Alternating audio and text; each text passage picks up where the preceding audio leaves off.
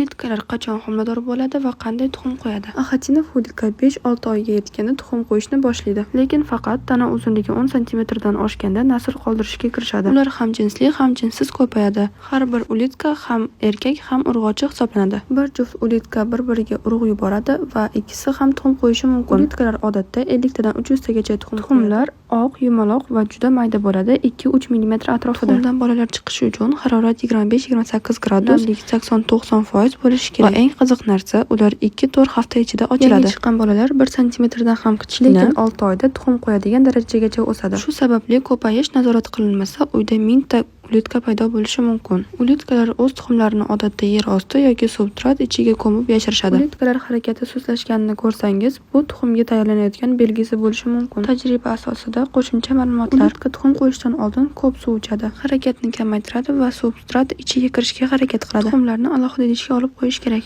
Bo'lmasam katta ulitkalar ularni ezib qo'yishi mumkin.